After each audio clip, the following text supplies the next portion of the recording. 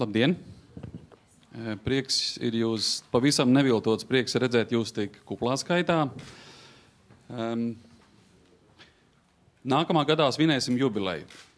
Šogad, kā jūs redzat, esam sagatavojuši fantastiski skaistu materiālu, kas saucās Arko Real Estate nekustamo īpašumu tirgus pārskats par 14. gadu.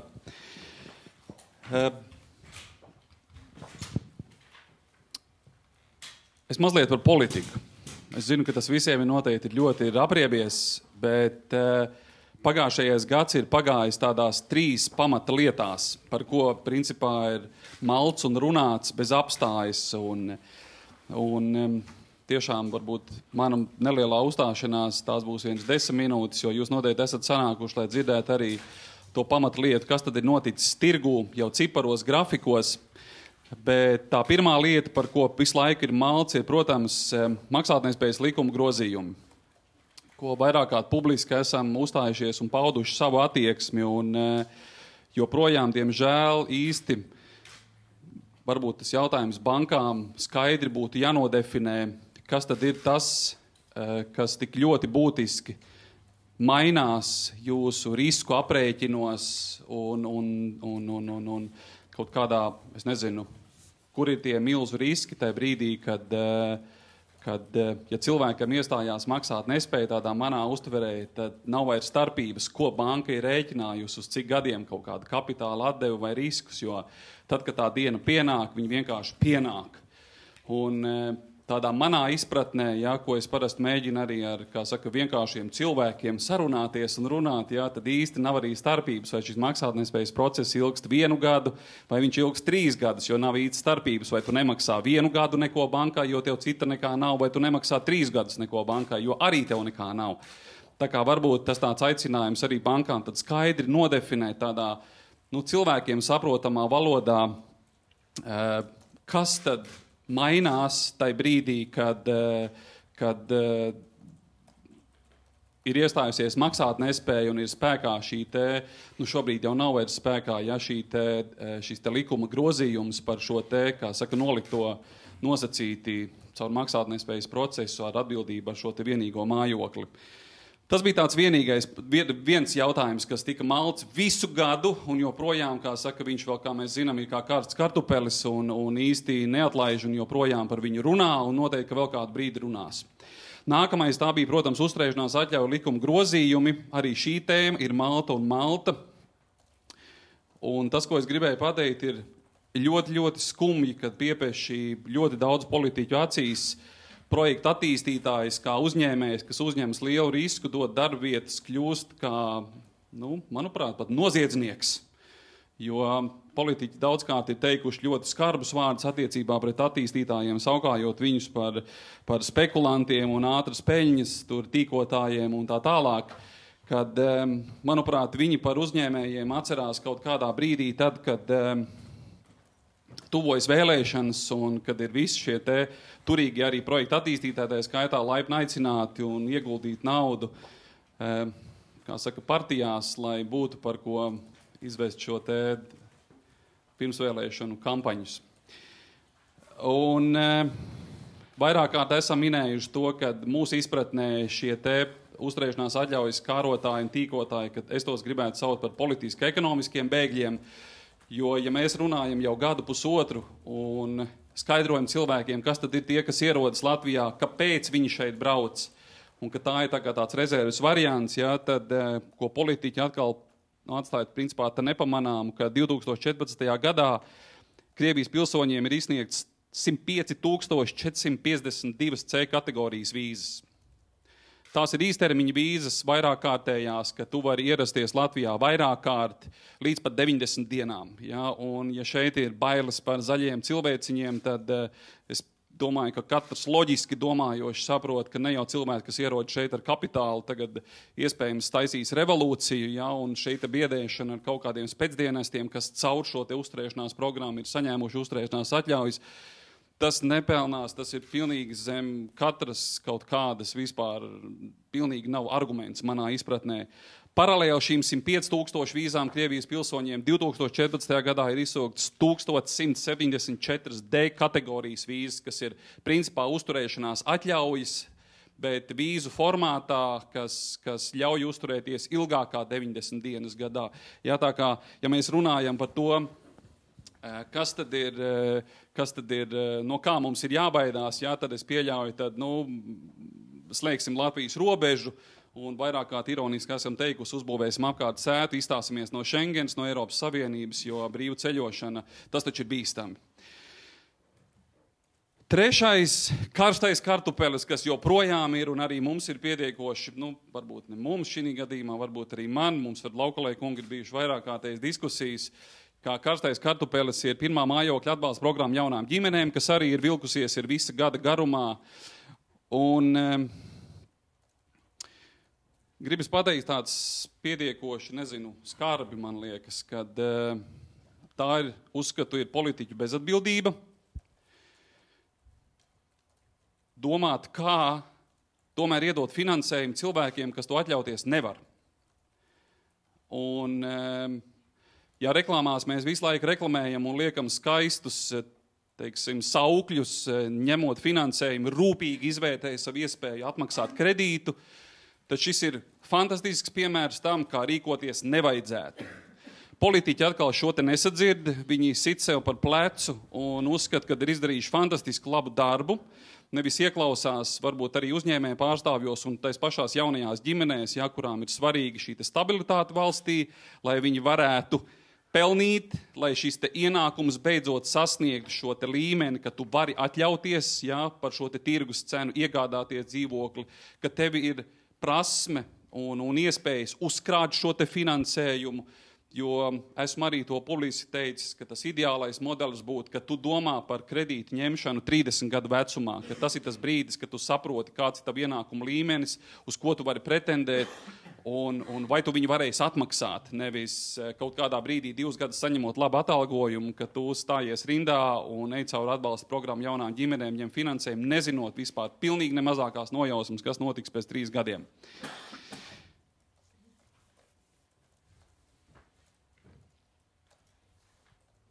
Jā. Šis gads ir sācies mazliet ar vēl vienu tēmu, ko mēs arī publiski lasam, ko arī esmu paudis savu viedokli par to, kad valsts ieņēmuma dienests ķersies klāt mājokļu izīrētājiem. Tā tāda arī ļoti karsta tēma šobrīd. Un mans uzskats ir tāds, ka tas pilnīgi nekādā veidā īres cenas neietekmēs, jo mēs arī daudzkārt esam kompānijā runājuši, kad īsti nevienu neinteresē, ja jaunais projekts maksā 1300 eiro, tad nevienu neinteresē tas, ka jauno projektu pērkot attīstītājiem jānomaksā pievienotās vērtības nodoklis, un tāpēc noteikti šis dzīvoklis nemaksās 1573 eiro kvadrātmetrā. Ir tirgus cena neatkarīgi no tā, kādi ir nodokļi vai kādi nav nodokļi šī gadījumā ietverti šī cenā. Tieši tas pats ar īres maksām. Īres maksa ir tirgus diktēta, un līdz ar to tā jau būs izīrētāja problēma, kādā veidā viņu, manuprāt, optimizēs, jo ir kaut kāda robeža, kad, manuprāt, īsti vairs nav intereses celt īpašu cenu, lai tu pilnīgi nebūtu konkurentspējīgs īres tirgū. Tās ir tādas 3 pamatlietas par pagājušo gadu un vienu aktuālo šogad. Šīs te tēmas, kā es minēju, ir Maltas jau gada garumā, un joprojām viņas ir aktuālas un interesantas, bet tagad pats galvenais vārds tiek dots arī Mārim Laukalējam, kurš ar viņu un ar savu komandu ir sagatavojis, manuprāt, fantastisku materiālu, jo tik skaisti nekustamo īpašumu tirgu pārskatu arī vizuāli baudām. Es redzu pirmo reizi. Liels paldies jums par to. Jā, lūdzu, Māri. 1 minūte parunā, man tehniski jāiedarbina tas. Bet darbojās tev. Varbūt ir kādi jautājumi, lūdzu, kamēr Māris tehniski sagatavojās. Šeit arī žurnālisti pārstāvi. Bankas, lūdzu. Ingrīda, lūdzu. Kafija varbūt.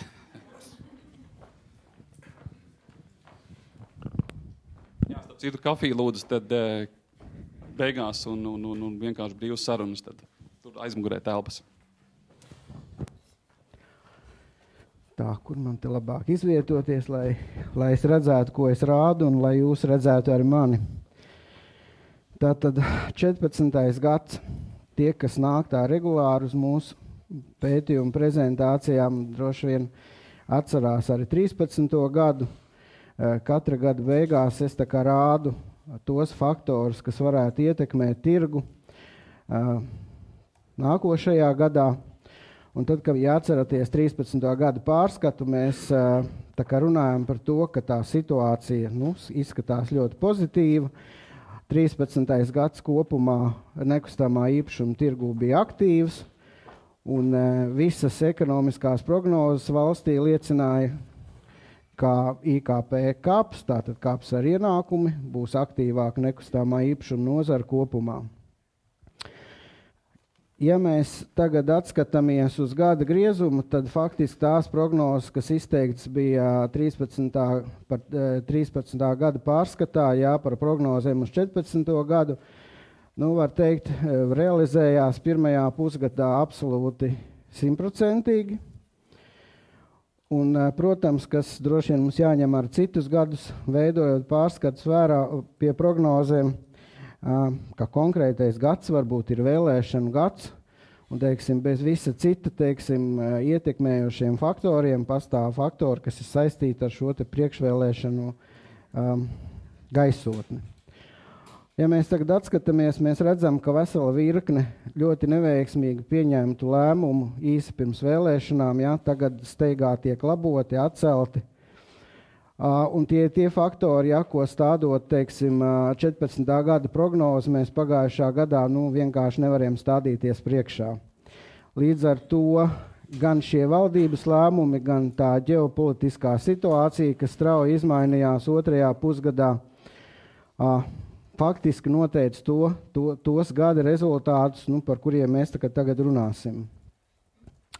Ja paskatās uz tādu galveno kopējo rādītāju, kāda tad ir aktivitāte nekustamā īpašuma tirgu, tad mēs redzam, ka pagājušais gads ir mazliet aktīvāks par 13. gadu, bet ja mēs šeit skatītos pa ceturkšņiem, par mēnešiem, tad mēs redzētu, ka pēdējos mēnešos pirkuma līguma darījumu skaits ir būtiski krities. Ja mēs zīmētu tādu konkrētu to līkni, tad varētu redzēt, ka viņi iet strauji uz leju. Un tad te ir tās bažas par to, kāds būs šis nākošais gads, un par prognozēm varbūt ir mazliet grūtāk runāt, tāpēc, ka tās būtiskās izmaiņas, kas bija pagājušā gada beigās, kurām vajadzēja atspoguļoties uz darījuma aktivitāti, faktiski novembrī, decembrī un ar janvārī, sakrīt, diemžēl, vienmēr ar to ikgadējo, teiksim, periodu, kad aktivitāte pati par sevi ir daudz zemāka. Un līdz ar to mēs šobrīd nevaram arī runāt par tām pašām uzturēšanas atļaujām tā ļoti precīzi, cik daudz ir tieši šīs likumiskās izmaiņas, kas ir ietekmējuši šo aktivitāti, un cik tas ir vienkārši gada teiksim, pēdējie mēneši.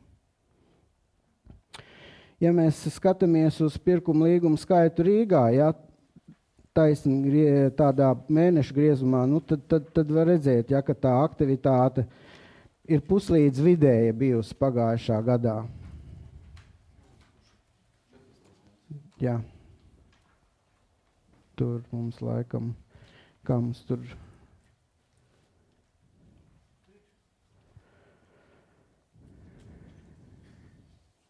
Mums tur ir kaut kur krāsa, laikam kaut kāda viena parādījusies citādāk, Bet, kā jau es teicu, tā darījuma aktivitāte pa mēnešiem gan kopumā Latvijā, gan Rīgā liecina, ka tieši novembra un decembra mēnesis bija ar ļoti būtisku to darījuma aktivitātes kritumu. Tagad ļoti ātri pārējot pāri tādiem segmentiem galveniem, runājot par vienģimeņu privātu mājām, mēs redzam, ka aktivitāte, protams, ir pieaugusi, būtiski viņa ir pieaugusi Rīgā, pieaugusi par 26%, kas ir stipri liels kāpums, Rīgas reģionā tad par 4,6%, reģionā par 4,9%, kas principā arī ņemot vērā to gada pēdējo mēnešu mazo aktivitāti kopumā ir pietiekami labs skaitlis.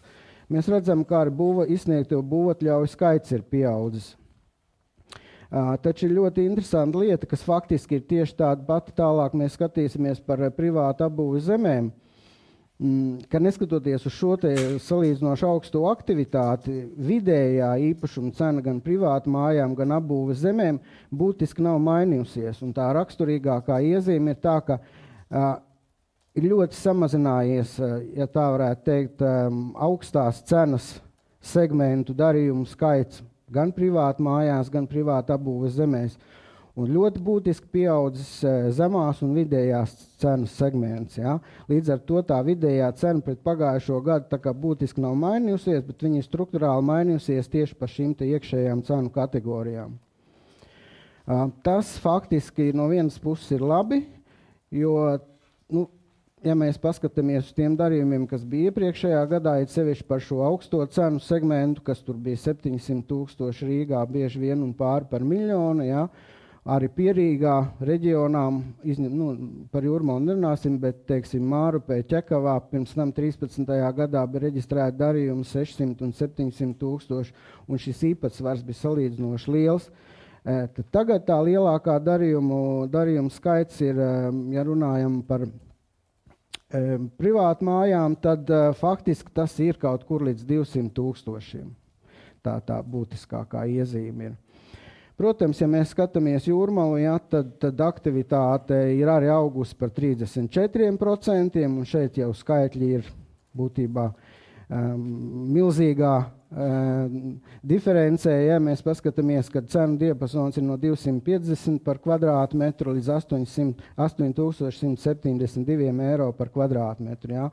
Un šeit arī ir minēts dārgākais darījums Dubultos Pūpola ielā, kurš ir reģistrēts par 8,700,000 eiro. Tas ir pie kāpām, faktiski kāpu zona. Ja.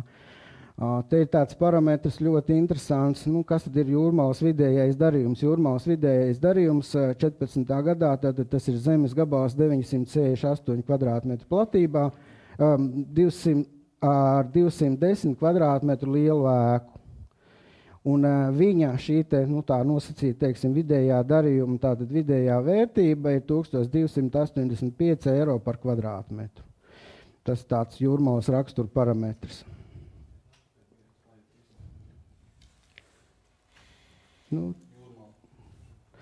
Šeit ir tas, ka mēs neredzam to vienu gadu krāsā. Jā, tur redz tās krāsas, diemžēl tur tās divas sakrīt kopā, jā. Tā, par individuāliem zemes gabaliem. Arī aktivitāte pagājušā gadā ir pieaugusi, un kopumā ir jāsaka, ka šis 14. gadā ir tāds ļoti labs rādītājs tieši par zemju darījumu aktivitāti, jo mēs zinām, ka faktiski zemju segmentu bankas kā tādas nekreditē.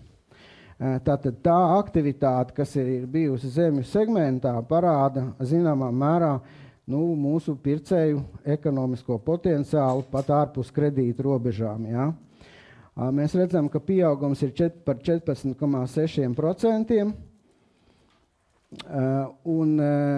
Kaut arī tas darījuma skaits Rīgā nav liels, ja, bet darījuma kopējais pieaugums Rīgā, protams, ir lielāks, tie ir 17%. Atkal tas pats, ko es teicu par vienģimeņu dzīvojamām mājām, ka kopumā jā, ir ļoti būtiski sevišķi Rīgā samazinājies dārgo darījumu skaits, jā, un pieaudzis vidējo, un Rīgā varbūt arī mazliet specifiski pieaudzis ar tā saucamais zemās sliekšņu darījumu skaits, kas pamatā, protams, ir saistīts ar dārziņu, tur to visu rajonu, ja, kur darījumu bija daudz, bet kur, protams, ir 1 kvadrātmetru cena stipri zema. Par Jūrmalu tātad pieaugums ir 27%, kopējais darījuma skaits ir 124. Ja.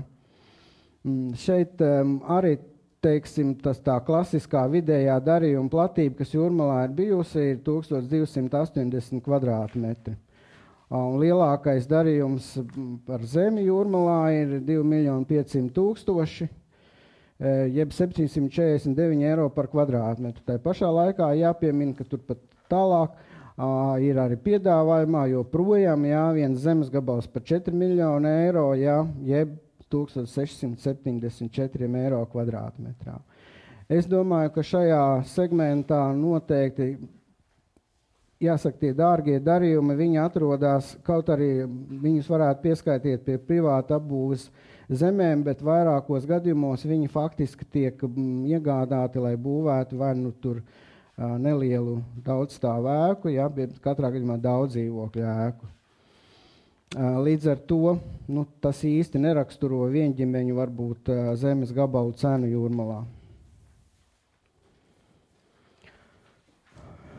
Ja mēs runājam par komerczemēm, tad man jāsaka, ka jau vismaz droši vien pēc krīzes visus šos gadus tas ir segments, kurā praktiski darījuma aktivitāte ir ļoti minimāla, un es teiktu, ka tas ir segments, kurā ir vislielākā stagnācija no visiem nekustamā īpašuma segmentiem. Tie darījumi, kas ir, ja paskatās, tad tie vairāk ir, teiksim, arī banku darījumi, jā, pārņemot uz meitas uzņēmumiem, un pa lielam tādu tīru klasisku darījumu ir ļoti, ļoti maz, jā. Un līdz ar to tā cenu atšķirība bieži vien pat līdzīgiem, teiksim, zemes gabaliem ir ļoti, ļoti liela, un teikšu uzreiz man kā vērtētājiem ir pat grūti pateikt, jā, kur tad ir, kāda tad varētu būt, teiksim, no salīdzināmo darījumu metodas tirgus vērtība atsevišķos Rīgas, teiksim, rajonos. Un faktiski tur vairāk droši vien ir jāvadās pēc kaut kādiem citādiem parametriem, nevis vienkārši skatoties uz šauri uz šiem darījumiem, kas pēdējos gados ir bijuši. Mēs redzam, ka, teiksim, tais pašos mikrorajonos, jā, pat var teikt, zinām, līdzīgi zemes gabali tiek reģistrēti no 10 līdz 80 eiro par kvadrātmetru. Ja? Lielākais reģistrētais darījums pagājušā gadā centrālajā pilsētas daļā ir par 511 eiro. Tai pašā laikā, ja mēs parēķinātu, ja, cik šai zemē vajadzētu maksāt pēc ienākuma atlikuma metodas, tad vismaz centrā šim skaitlim vajadzētu būt ievērojami lielākam. Ja paskatāmies arī uz Rīgas reģionu, tad arī tā situācija ir tā, ka darījuma skaits nav liels un tā amplitūda ir faktiski ļoti liela, bet tur tas būtu skaidrojums ar to, ka faktiski runa tiešām ir par ļoti atšķirīgu izmantošanas veidu zemēm.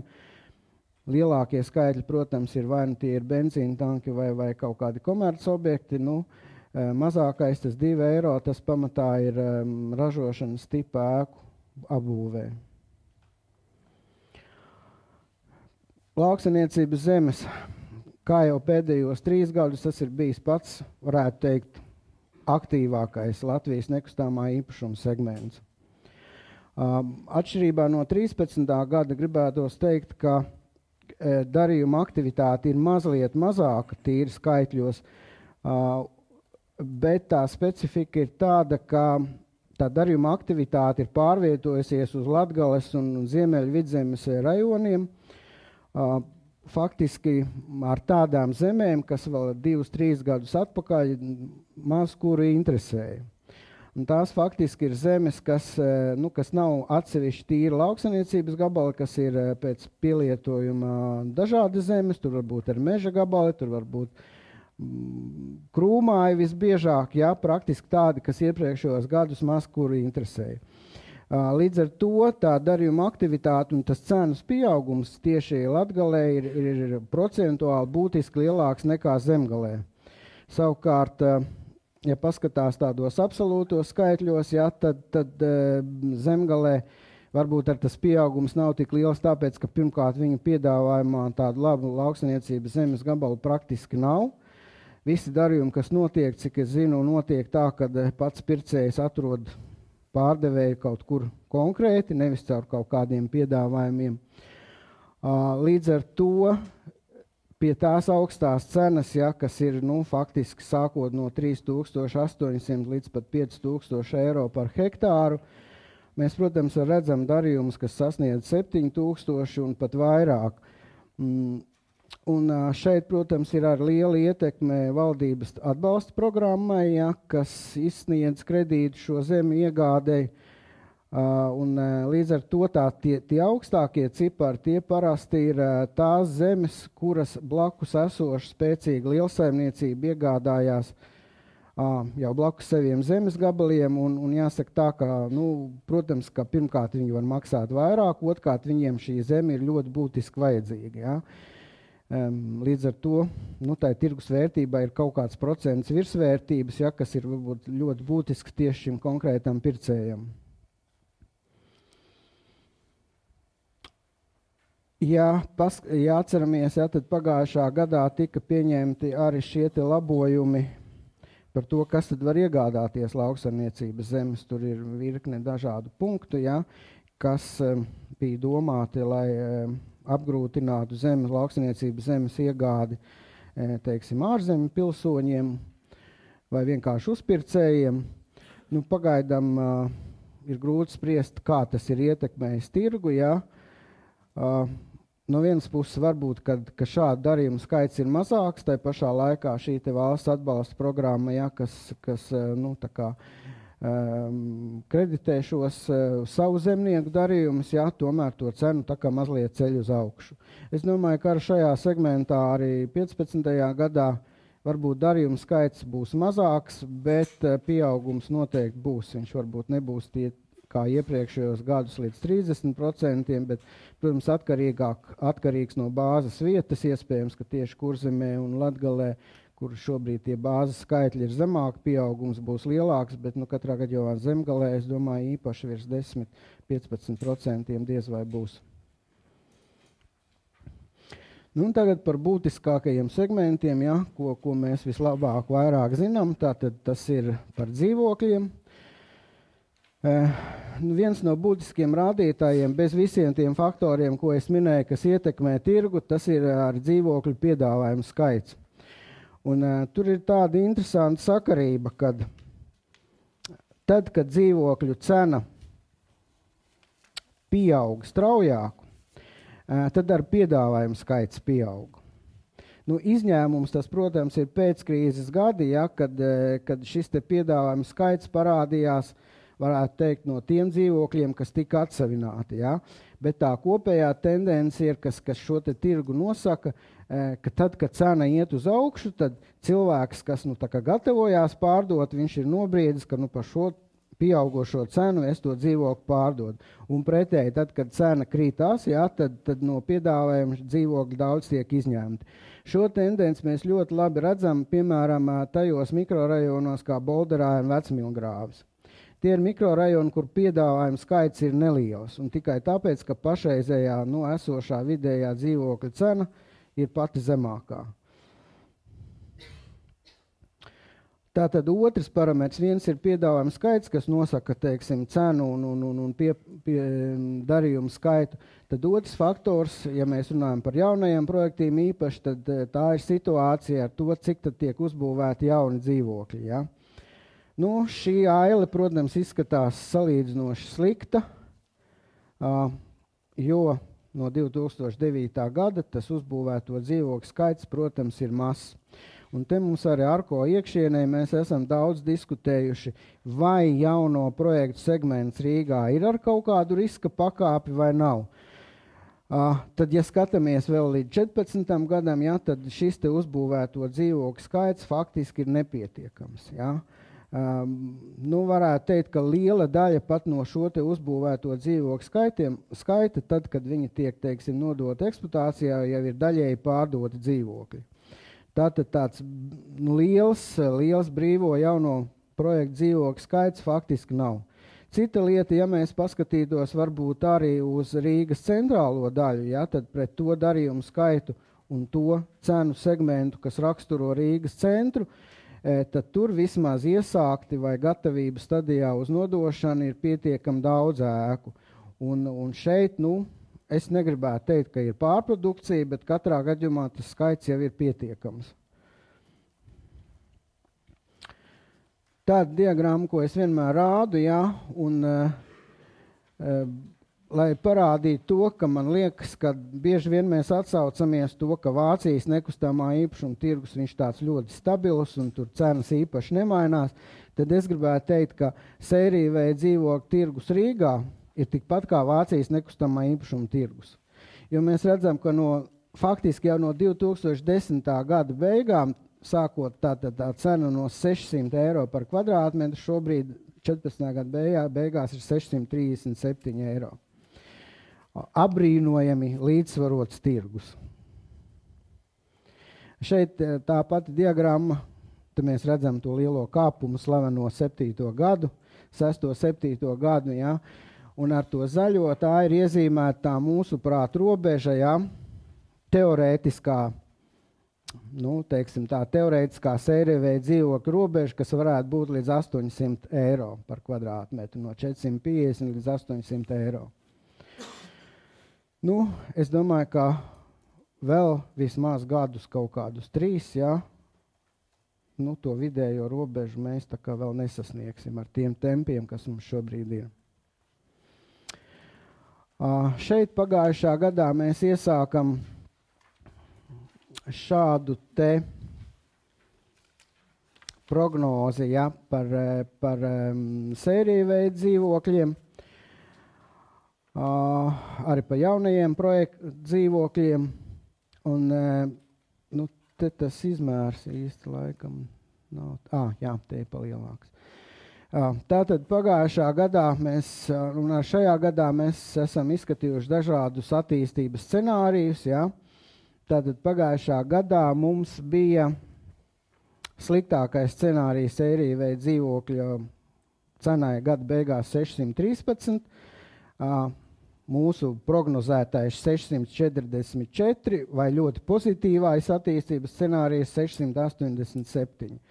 Faktiskais ir 637, kas ir tā kā ļoti tuvu, ja, tam mūsu plānotajai cenai. Apakšējie skaitļi rāda, ja, kad šīs te prognozes nākošajiem gadiem, ja, ir tādas, ka plānotais ir 5%, ja, mums Edgara bija 3,7 gadu beigām šis gads, 3,9, jā. Tātad mēs tomēr domājam, ka būs 5%, jo tā kā lēnāk attīstīsies centra jauno projektu un vispār jauno projektu tirgus, tur pieaugums nav tik liels gaidāms, tad tomēr sēriju veidu dzīvokļu segmentā mēs uzskatām, ka tas pieaugums tomēr būs tie 5%. Ļoti pozitīva scenārija variantā 10, negatīvākā variantā 2. Tātad jaunie projekti, šeit ar kopējais grafiks un te detalizētāks grafiks. Tātad negatīvā prognoze mums bija 1377, plānotā prognoze bija 1445 un pozitīvā bija 1553. Gads ir beidzies ar skaitli 1460, tā kā tas ir mazliet virs mūsu plānotās cenas, viņš ir attīstījies tā kā straujāk. Taču prognozes uz nākošiem gadiem, it sevišķi uz 15. gadu, mums šeit ir piezeminātas. Ja?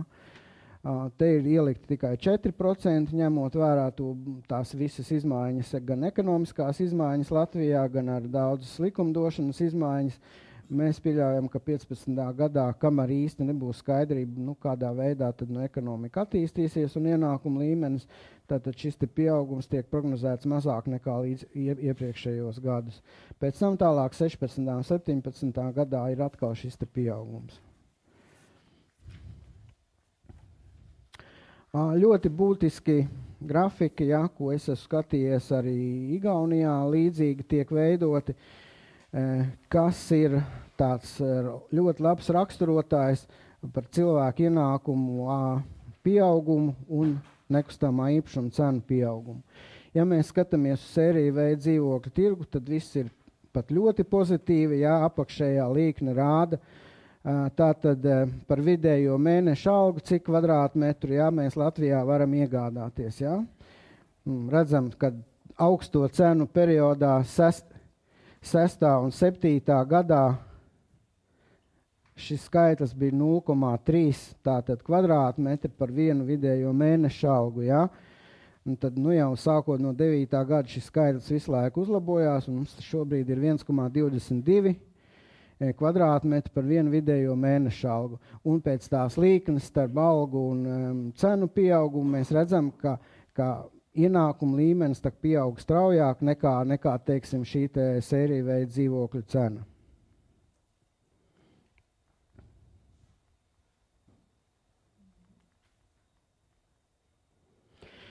Tā, jauno projektu šī pati attiecība. Nu, šeit tie skaitļi varbūt nav tik labi. Protams, ka ienākuma līmenis paliek tāds, kā viņš ir ar pie sēriju veidu dzīvokļu cenas, ja? Taču jaunā projekta cena pieaug straujāk nekā ienākuma līmenis. Ja? Un te mēs redzam, ka šie te skaitlīši, ja, maksimums mums bijis tātad visizdevīgāk vajadzēja pirkt jauno projektu 2009. gadā, kad mums bija 0,73 kvadrātmetri par vidēju algu. Šobrīd šis skaidrs ir 2 gadus apmēram līdzīgi, tur ļoti mazas izmaiņas, aiz komata ir 0,53. Ja, kā es rādīju, tās mūsu prognozes, ka jauno projektu segments pieaugs lēnāk 15. gadā, es saprotu, ka pēc visām valsts prognozēm ienākuma līmenis tomēr pieaugs. Tad mēs varam domāt, ka nākošā gadā šī situācija uzlabosies, un par vienu vidēju algu varēs nopirkt mazliet vairāk. Šeit par šo indeksu ir mazliet grūtāk runāt, jo mums ir pārāk maz datu šiem te grafikiem. Mēs faktiski šajā 14. gadā ieviesam tādu jaunu indeksu, ja mums, teiksim, sēriju veidu dzīvokļu ARKO indeks jau bija visus šos te gadus, arī jauno projektu mikrorajonu indeks mums bija pietiekami ilgi, tad centra dzīvokļu vidējais dzīvokļu cenu indeks, to mēs ieviesam tikai 14. gadā, un viņš ir 2000,79 eiro. Līdz ar to tā bāze salīdzināmā ir stipri mazāka. Ja? Un, ja paskatās uz šo te mazo līknīti ar 13. un 14. gadu, tad mēs redzam, ka iegādāties centrā mēs pret vidēju algu varam mazliet mazāk. Tā, un šī ir pēdējā tāda diagramma, neteiksim, bet, teiksim, prognozes, kas katru gadu tiek skatītas, par ko es arī teicu pašā sākumā. Ja? Tātad šī te ailīte bija redzama pagājušā gada prezentācijā, un šī te blakus tagad ir tā kā maza korekcija, ja? Kā tad tas gads ir gājis. Ja? Mēs redzam, ka ienākuma līmenis ir pēc fakta uzlabojies vairāk nekā tika prognozēts. Rādītājs dzīvojuma platība uz vienu iedzīvotāju nav būtiski mainījusies, paliek tāda pati. Celtniecības cenas ir mazliet gājušas uz augšu, bet ne tik ļoti, lai ietekmētu tirgu. Nekustamā īpašuma piedāvājuma pieprasījuma izmaiņas ir tā kā uzlabojušās. Tas nozīmē, ka 14. gadā daudzos segmentos samazinājās šis te piedāvājuma skaits. Visticamāk, viņš samazinājās tieši banku meitas uzņēmumu piedāvājumu tajā segmentā. Līdz ar to tas tā kā ar zaļu ir iezīmēts, pretēji prognozētajam. Ja runājam par kredītu procentiem un nosacījumiem, tie visi ir sarkani, jo it sevišķi otrā gada pusē, kad tika lemti vai izstrādāt virkne valdības lēmumi, tur tā visa banku attieksme pret kreditēšanu kļuva vēl konservatīvāk, un līdz ar to te jau mums ir 3 sarkanie tie kvadrātiņi. Ja runā par ārpus tirgus faktoriem, tad vēl 14. gada vidēji līmenī viņi nebija būtiski ietekmējuši tirgu. Savukārt subjektīvie faktori 14. gada atkal, teiksim, kopumā, it sevišķi pirmajā pusē bija tā, ka cilvēki bija nobrieduši vairāk iegādāties īpašumu. Līdz ar to tas subjektīvais faktors, kas ietekmē tirgu, bija tā kā pozitīvs.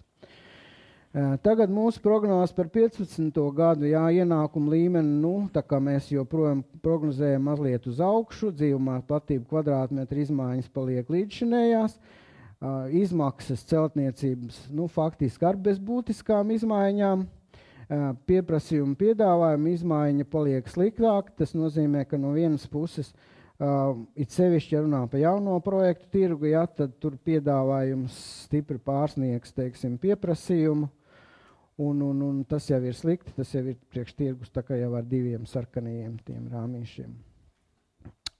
Grūti runāt par šo te, jo viss mainās tik strauji, kad mēs stādījām šo te atskaiti, ja, tad īsti vēl nebija skaidrs ne šis te nolikto atslēgu galīgais variants, ne to, kā bankas uz to reaģēs.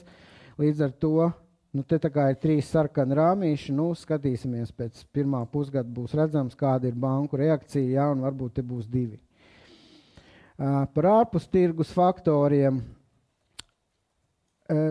Šis ir visgrūtāk nosakāmais, jo, kā es teicu, tas sevi ietver ļoti daudzus dažādus valdības lēmumus, kurus mēs neviens nevaram prognozēt. Ja 14. gada fakts beidzās slikti ar 3 sarkanajiem kvadrātiņiem, kas nozīmē, ka vēlēšanu gaisotnē tika pieņemta vesela virkne likumu, kuri, paldies Dievam, būtu nestājās spēkā, bet tomēr tika pieņemti, ja. Un mēs redzam, ka tagad viņi tiek laboti, līdz ar to 15. gada prognoze, ka tomēr tā kā 2 sarkanie kvadrātiņi. Taču šī te subjektīvā faktora ietekme tā noteikti 15. gadā pieaugs gan vispārējo ģeopolitisko notikumu, teiksim, iespaidā, gan valsts ekonomikas attīstības iespaidā, jo mēs redzam, ka IKP prognozes visu laiku tiek samazinātas, kas nenoliedzami atsauksies uz cilvēku, teiksim, viedokli iegādāties vai neiegādāties, teiksim, nekustamo īpašumu, un atkarībā no tā arī to, teiksim, gala rezultātus, kāda tā ietekme tirgū tas ir radījusies. Tas būtībā laikam arī būtu viss. Tagad varat vaicāt kaut ko detalizētāk. Es šeit nepieskāros komerc segmentam, ja, jo kopumā 3 vārdos sakot, ja, tātad tirzniecības nomas un biroju tirgus ir attīstījies ar pozitīvu zīmi, ja, neteiksim, ka tā ar baigo lēcienu, bet katrā gadījumā pozitīvi, ja, ir nedaudz pieaugušas atsevišķu segmentu nomas maksas, var spriest, ka ir pieaugusi ar darījumu aktivitāti. Tajā pašā laikā, ja runā par biroju tirgu, ja, tad mēs redzam, ka 14. gadā ir atbrīvojušās ļoti daudz telpas. Tas ir, teiksim, ieņēmumu dienestam pārējot uz jaunām telpām, arī bibliotekai pārceļoties uz jaunām telpām. Tātad tirgu ir ienācis samērā liels skaitlis brīvu telpu, ja, kas to tirgu, protams, 15. gadā varētu ietekmēt būtiskāk. Vēl arī laikam atsevišķi jāpasaka pāris vārdi par īres tirgu, par īres dzīvokļu tirgu, jo šis ir tas tirgus, kurš ir bijis jau pēdējos gadus ar vien aktīvāks pieprasījuma ziņā, un diemžēl piedāvājums šajā segmentā ir vismazākais. Un mēs te esam daudz runājuši dažādus scenārijus, un patiesību sakot, pat īsti nav skaidrs, kādā veidā varētu šo tirgu, teiksim, nodrošināt ar lielāku piedāvājumu, jo diemžēl visi attīstītāji šobrīd ir tendēti tikai vienīgi uz dzīvokļu pārdošanu. Kaut zināmā mērā es nevaru piekrist tēzē, ka šis teiksim, īres segments varētu būt nerentabls, ja?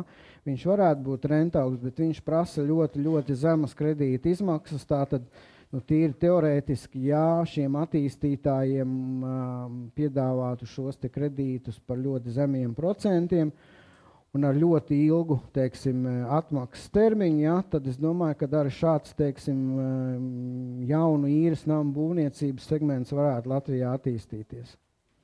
Bet tas arī ir vienīgais veids, kādā veidā šo te pieprasījumu, teiksim, kaut kādā veidā nodrošināt, jo mēs redzam, ka no vienas puses ir variants, ja mums ir daudz jaunie projekti, kas ir varbūt nav pārdoti, ja, kurus tā kā varētu izīrēt, bet mēs redzam, ka tas īres segments faktiski attīstās tieši Rīgas centrā. Tas pieprasījums ir koncentrēts uz Rīgas centru, tas ir galvenokārt saistīts ar ārzemju studentiem, kuru skaits katru gadu ar vienu pieaug Latvijā.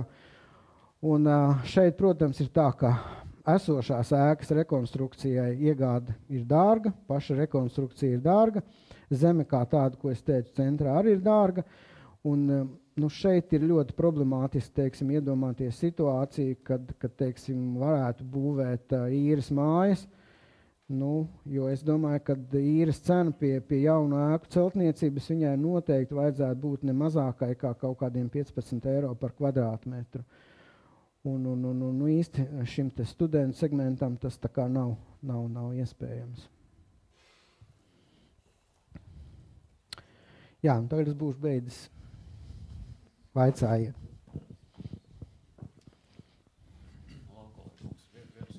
Lauksainicības zemes tirgu, vai tie pagājušajā gadā pieņemtie likuma grozījumi, ierobežojumi pircējiem, vai tie jūs jūtat, ka ir kaut kā ietekmējuši to lauksainicības zemes tirgu? Jūs teicāt, ka it kā tur tā lielākā rosība, bet tā procedūra jau tagad ir pircējiem sarežģītāk. Tur komisija ir, kas dod pašvaldības komisija, kas dod atļaujas. Jā, nu tas laiks nav pārāk ilgs, lai varētu veikt kaut kādus secinājumus. Jo, kā es teicu, tas ir no vienas puses, ka vēl mums nav pilns gads, lai mēs to varētu izvērtēt, to kopējo dinamiku. No otras puses, atkal, kā es teicu, tā kredīta atbalsta programma, tā ir tā, kas, teiksim, to vietējo tirgu, tā kā jebkurā gadījumā veicina aktivitāti viņā, jā. Un izvērtēt, kurš no tiem, teiksim, momentiem ir būtiskākais, man tā grūti ir. Es zinu no mūsu, teiksim, reģionu pārstāvjiem, ka tā tendence ir tā, ka ir salīdzinoši pieaudzis tas skaits zemju piedāvājumu, kas ir bijuši, kas bija vienkārši zemju uzpircēji, kas nebija šo te zemju tā kā apstrādātāji. Jā. Šīs te zemes piedāvājuma ir vairāk, bet, lai vispār teiktu, ka zemes piedāvājumā ir daudz lauksaimniecības zemes, to tā noteikti nevar, jo, kā es teicu par to pašu zemgali, ja, tad, cik es zinu, tad visi darījumi lielākoties tiek jau noslēgti, ja, starp īpašnieku un iespējamo pircēju, un pircējs pats meklē kontaktus.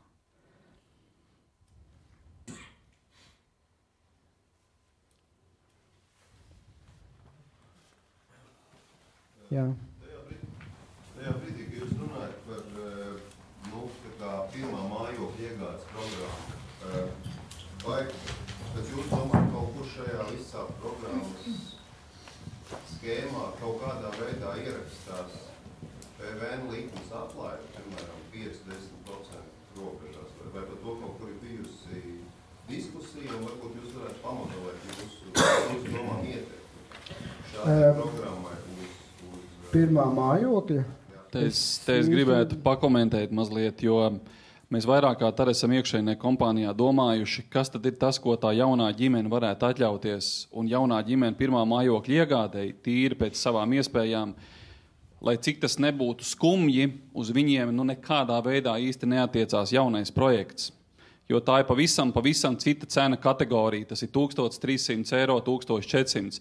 Un ja mēs runājam par to, ka mums kādreiz bija iecerē, varbūt arī, teiksim, šiem te, kas ir šī te fonda, tās, kas it kā tagad šobrīd šausmīgi atkal cīnās, jā, politiķi tādā uztverē par to, kādā veidā tad parādīt šo iespēju, tad pašizmaksa būvniecības pašizmaksa šobrīd ir ap 850 eiro pie pievilktiem tīkliem, pie infrastruktūras. Tas nozīmē, ja jāveido infrastruktūra un jāvēl klāt kaut kāda ārējie tīkla, tā pašizmaksa būvniecībā ir 1000 eiro. Tas nozīmē, ka, lai uzņēmējiem būtu interese, teiksim, strādāt un attīstīt šādu projektu pārdošanas cenai, būtu jābūt vismaz 1500–1600 eiro jau iekļaujot šo te PVN. Šī gadījumā īsti arī pie 1300, jo jūs arī, teiksim, pieņemsim kā uzņēmējs, es ļoti pieļauju, ka noteikti, ka nebūvēsiet kā brīvprātīgo darbu, neveidosiet un vienkārši dēļ prieka atbalsta programmu jaunām ģimenēm neveidosiet. Es saku vēlreiz, kad šeit tas tāds vairāk, tīri mans subjektīvs viedoklis ir, kad tev ir jātrenējās līdz 30 gadu vecumam un patrenējies tāpat kā Amerikā, teiksim, tu krāji kredīta reitingu tādus punktus attiecīgi pērkot datoru, tu, teiksim, uz nomaksu, nopērkot motorolleru uz nomaksu, ja, kaut kādas tādas lietas, un tagad tu pienāc pie šī 30 gadu sliekšņa, tad tu tiešām esi gan banku acīs jau tīri ar pieredzi izvērtēts, ja, tā kā, un tad tu esi gatavs tad pretendēt, un tad tu zini, kāds ir tavs ienākuma līmenis, ja. Un es arī nedomāju, ka turpmāk būs ļoti iespējams zinot pie šī būvizmaksu cenas, ja, kas, manuprāt, nav tāda faktora šobrīd, lai būvizmaksas kaut kādā veidā ļoti radikāli kāptu, bet ka šis noteikti nebūs tāds produkts jaunām ģimenēm un nekādā veidā īsti neietekmē šī PVN nosacītā, teiksim, kaut kāda atlaide pērkot jauno projektu. Iespējams, ka tas varētu būt, un vēlreiz, ko es gribu pateikt, jā, nav tā, ka es saknē saku, ka tas ir šausmīgs, atvainojos, nekam nederīgi lieta. Iespējams arī, ka kādam tas noderēs, jā, jo mēs redzam, jā, kad ir jau viens līgums ir parakstīts, varbūt, ka jau ir 2 parakstīti, jā, jo atkal, ja es saku, tas veids, kā tas tiek pasniegts sabiedrībai, tas arī mazliet ir maldīgs, jā, jo cilvēkiem, ja tu pasaki, valsts atbalsta programma pirmā mājokļa iegādēji, fantastiski, jā, es eju uz banku un es gaidu 10-15% naudu piķi, ja, kad man ieskaitīs kontā, ko es izdarīšu pirmo iemaksu. Ja, un tāpēc es pieļauju arī, ka tā ažiotāža milzīgi noplok tajā brīdī, kad tu aizies uz banku šo konsultāciju, ja, kur rādās tur 1800 interesanti, ja, kas ir bankā jau bijuši. Un tajā brīdī, kad tu saproti, ka bet īstenībā tā problēma jau nav tai mājoklī. Tā problēma ir, ka tā maksātspēja jau neatļauj vispār pat pretendēt uz šo te programmu. Ka tā programma ir maksātspējā. Un tas ir tas, ko publiski vairāk kārt esam politiķiem teikusi.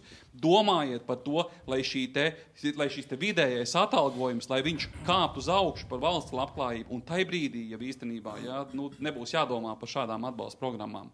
Tā kā iespējams, ka kādam noderēs, bet tajā brīdī, kad ja tā programma ir izskaidrota tāda, kad cilvēks, ziniet, ka reizēm ir tā, ka dzird to, ko viņš grib dzirdēt, nevis tā kā ir realitāte, ja, un viņš nedzird to, ka tā ir tikai garantiju atbalsts, ja, ka tas ir garantijas atbalsts, ja, nevis tīri atbalsta programma, ja, tā kā to arī mēģinam vairāk kā publiski izskaidrot, ja, ka tas tāds mazlietiņa apmāns ir. Šeit gribēju radās vēl tāds papildinājums, ja, par šo te atbalsta programmu. Ka tas mūsu skatījums, jā, ja mēs skatāmies Rīgas centru un Rīgu kopumā, jā, tad tā atbalsta daļiņa ir ļoti, ļoti niecīga. Bet, protams, tai pašā laikā, ja mēs paskatītos uz kaut kādu dzīvokļu tirgu, tur Liepājas vai Jelgavas, jā, vai Cēsu, jā, tad tur tas īpatsvars, ja tam atbalstam ir tā kā iespaidīgāks, un tur tas efekts arī varētu būt. Un tad otra lieta, ja, ko mēs Aigars tagad nepieskāramies, bet kas ir būtiski, ko mēs esam bieži runājuši ar Arko, ka paralēli šai te programmai būtu šī te otra programma par šo te īri, par dzīvokļu īri, jo mēs ļoti daudz esam runājuši ar cilvēkiem, ja, ar jaunām ģimenēm, ka viņuprāt būtu ideāli, ja jauna ģimene varētu, teiksim, stabili par fiksētu īres maksu īrēt dzīvokli. Sākumā 2 stabi, tad viņiem piedzimst bērni. Viņš tālāk var īrēt, teiksim, 3 stabu dzīvokli, ja, zinot, ka to dzīvokli kāds uzreiz pārņem, ja. Respektīvi, padomāt par šādu te programmu, tas būtu faktiski, tur nebūtu šo te risku, teiksim, ienākumu, ja, risku, ja, ka, man, teiksim, pasliktinās ienākumu līmenis, ja, tad es atsakos no īres vai pārēju uz mazāku, vai 1 stabas vai 2 stabas dzīvokli. Līdz ar to cilvēks tā kā nezaudētu ne šīs te pirmās iemaksas, nezaudētu, teiksim, ielikto darbu tur dzīvokļa remontā un zinātu, ka viņam ir skaidrs pa pakāpieniem, kā viņš savas dzīves situāciju var uzlabot.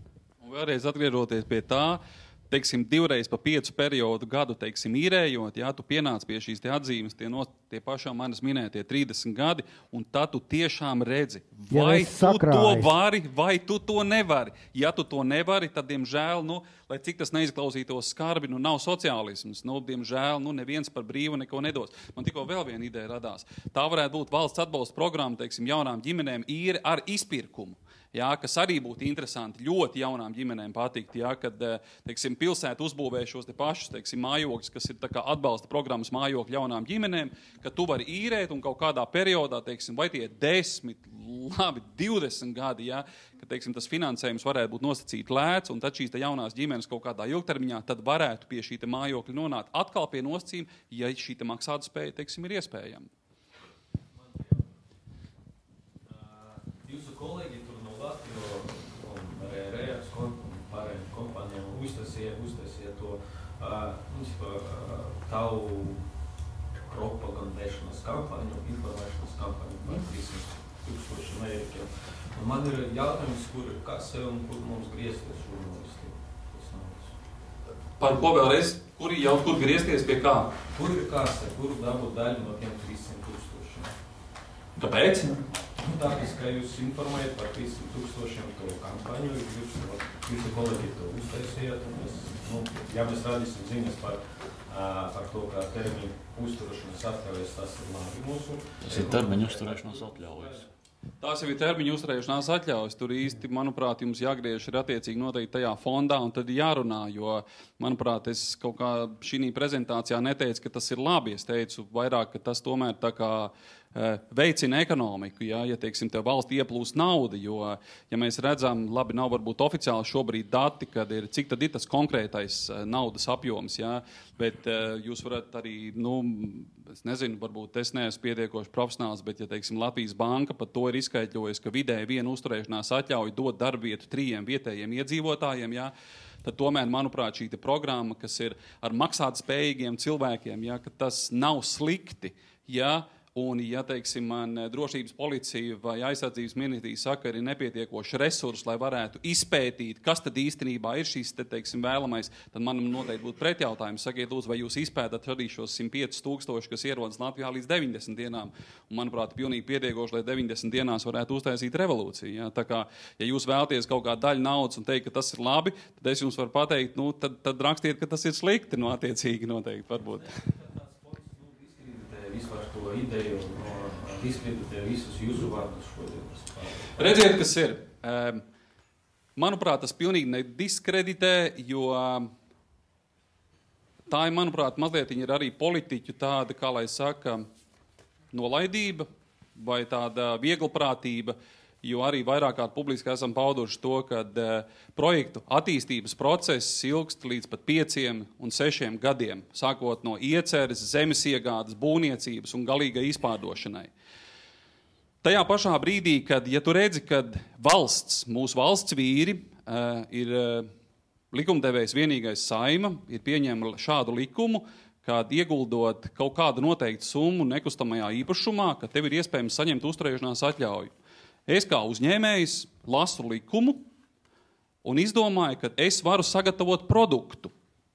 Un es sagatavoju produktu, uzņemu visu risku uz sevi, jo ir šāds likums. Es nepārkāpu nevienu likumu. Un tajā brīdī, kad politiķi redz, ka šī programma pārāk iet labi, tad viņi vienkārši pasaka, ka pēc 3 mēnešiem šī programma mainīsies. Tas nozīmē, ka man kā uzņēmējam es nevaru plānot ilgtermiņā nekādu savu risku. Un pieejuši vienā dienā, teiksim, tas produkts, ko es esmu plānojis 3-4 gadus uz veselību, ko es esmu plānojis 3-4 gadus, es redzu, ka man īsti vairs nav kam pārdot, jo atkal kārtējies likums ir izmainījies. Tas pats arī šī pirmspēlēšana un populisms, uz ko atvainojos arī daži politiskie spēki veidoja savu kampaņu, ja, kad uzmanība Krievi nāk, ja, kad ir dēļ turniņu uzturēšanās atļaujām cenas ir sagāpuši kaut kādos kosmosu griestos. Pilnīgākās muļķības. Tā ir nišas prece, kas ir gatavota attiecīgi pēc konkrēta likuma, konkrētai mērķa auditorijai. Nekāda sakara nav ne ar jaunām ģimenēm, ne ar iespēju vietējām nopirkt vai nenopirkt mājokli. Pilnīgi nekāda sakara nav. Un ja šobrīd turpinam joprojām klausīties to, kad visa šīs termiņu uzturēšanās atļaujas ir sačakarējušas visu tirgu, tad es neredzu šo sačakarējumu. Tas ir milzīgs risks attīstītājiem un tas, ko varētu paredzēt, kad tūlīt var sākties kaut kāds iespējams maksātnespējas un bankroti, jo īstenībā dēļ Krievijas rubļa arī šī maksātspēja šīm Krievijas auditorijai, ja teiksim 14. gada janvārī 10 miljonu rubļi bija $330 000, tad 14. gada novembrī bija atlikuši tikai $120 000, ja, no tiem pašiem 10 miljoniem rubļu. Tā kā šī gadījumā es neredzu, kādā veidā fonds kaut kā vai diskreditē, vai kas ir pretrunā to, ko šobrīd, teiksim, tā kā mēs mīnam par savu viedokli. Lūdzu vēl jautājumu. Es varbūt vēl arī par tām uzturēšanas atļaujām arī bieži ir bijuši komentāri, un esmu teicis to arī savu viedokli, kad arī vakar skatījos televīzijā, ar nemaldos Celīnska kungs deputāts runāja par šo tēmu. Patiesību sakot, tur tiek tik ļoti muļķīgi sagrozīti fakti, ja, kad vienkārši ir jāpabrīnās, kā cilvēki, kuriem ir pieejami pie datiem, var runāt par lietām tādā veidā. Ja. Un it sevišķi, ja, tas galvenais uzsvars uz to, kā tādā veidā, ja, kaut kādā šis te uzturēšanas atļauju tirgus atņem iespēju vietējiem iedzīvotājiem tikt pie mājokļa. Ja?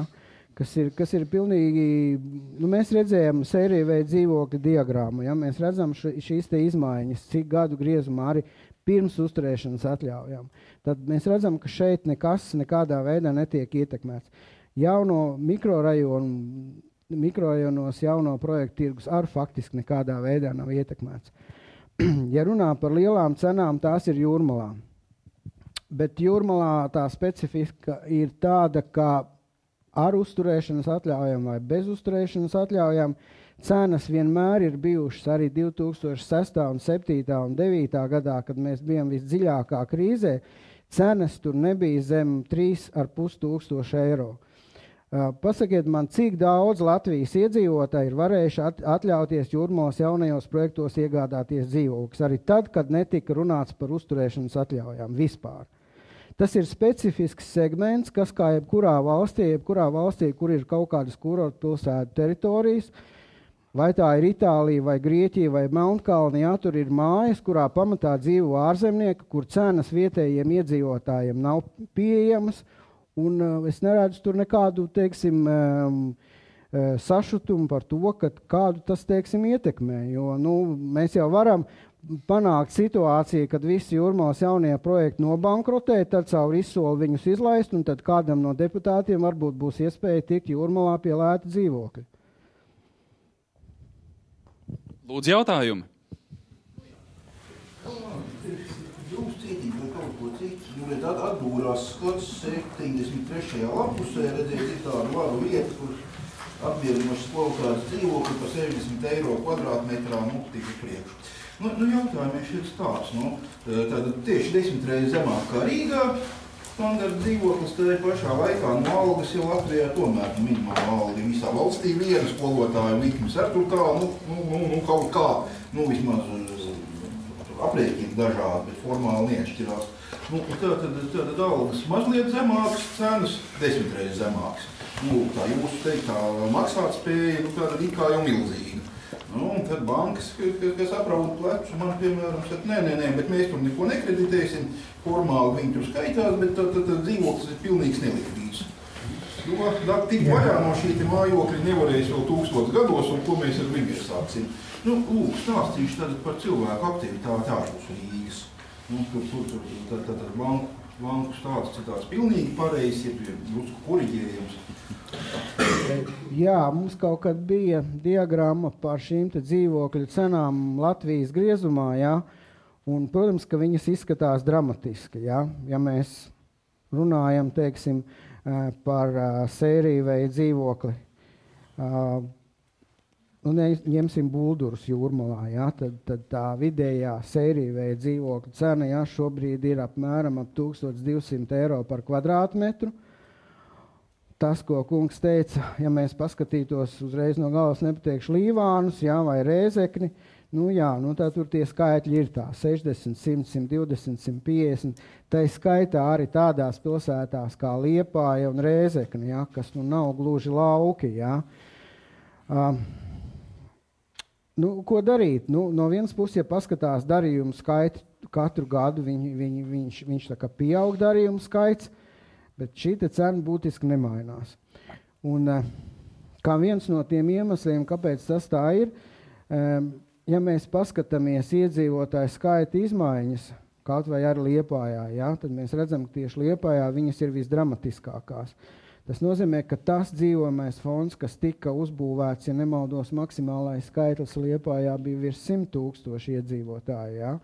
Viņš ir tagad ļoti dramatiski samazinājies, un, protams, ka visi šie brīvie dzīvokļi ir tirgū.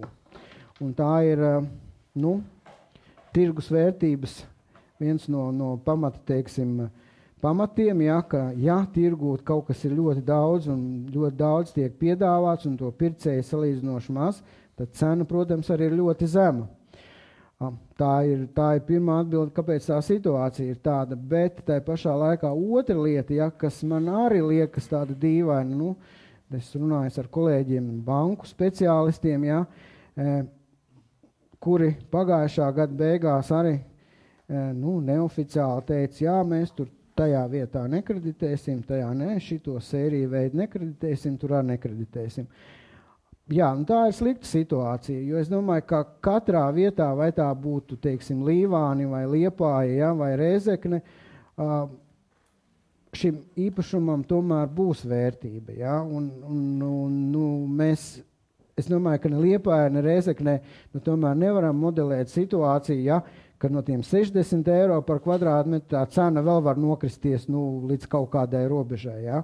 Bet te ir cita lieta, te ir šajās te vietās, ja, ir noteikti jāizvērtē, kāda ir šī ēka, kur viņi ir, nevis vienkārši Līvānos kaut kāda tur avārijas stāvokli esoša māja, ja, vai centrā viņi atrodas, vai viņi ir nosiltināti. Tur ir daudz faktoru, ja, kas, protams, ir daudz grūtāk, ja, izsniedzot, teiksim, kredītu, ja, pieņemt šo te lēmumu, bet būtu pilnīgi nepareizi, ja bankas rīkotos tā, mēs tagad tikai Rīgā labākajos mikrorajonus kreditējam un viss.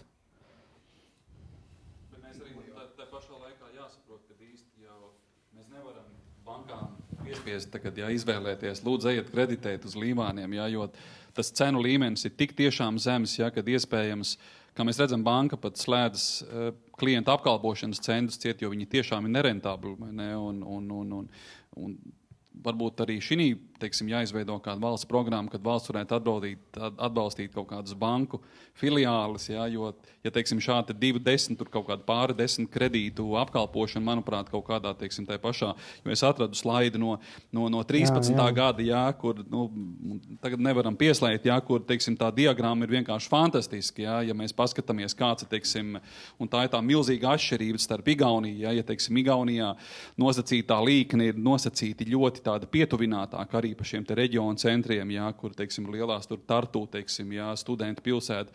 Mums Jelgavas, teiksim, studentu pilsēta ir būtiski atpaliek no Rīgas vidējās cenas, ļoti būtiski atpaliek, tā kā, diemžēl tas pats ar tādām pašām atbalsta programmām jaunām ģimenēm, kāpēc bankas nepiesakās, tas, protams, jautājums viņiem, bet es no savas puses noteikti arī izvērtētu riskus un saprastu, kad vai tas ir tas, ko man vajag, jo tādā, es saku vēlreiz, es jau minēju, dziļi sevi iekšā redzu to, ka tā ir tomēr finansējuma nodrošināšana cilvēkiem, kas īstenībā šodien to atļauties nevar un ir pietiekoši pavisam nesenā pagātnē ir ļoti daudz ir bijusi, kā saka, arī banku sektorā milz zaudējumi, dēļ šī te, ka tika finansēti visi, neviens neprasīja, teiksim, ienākumu pierādīšanu, ne nomaksāts nodokļus, teiksim, nevērtēja kaut kādu cenu attiecību pret ienākumiem, teiksim, īpašumu likviditāti, jo nevēl ir dzirdēts stāsts, kad ir bankas pārņemot kaut kādos reģionos šos īpašumus atklāja, ka pat Latvijā ir sava veida kaut kādas apdzīvotas vietas, kuru nosaukumu viņi dzirdēja pirmo reizi, kas ir pat finansēti. Tā kā, tāda ir tā, diemžēl, skarbā realitāte. Un tāpēc atkal jautājums politiķiem veidoja tā, lai arī tais Līvānos cilvēks, teiksim, dzīvot labāk un visā Latvijā, ja veidojiet šo te vidi. Nevis domājiet, kā, teiksim, vienām 200 ģimenēm palīdzēt paņemt kredītu, bet nevis, lai, teiksim, varbūt situācija būtu risinājums vispār Latvijā. Lūdzu, vēl jautājumi. Paldies. Un lūdzu uz kafiju un uz privātām sarunām, lūdzu. Paldies.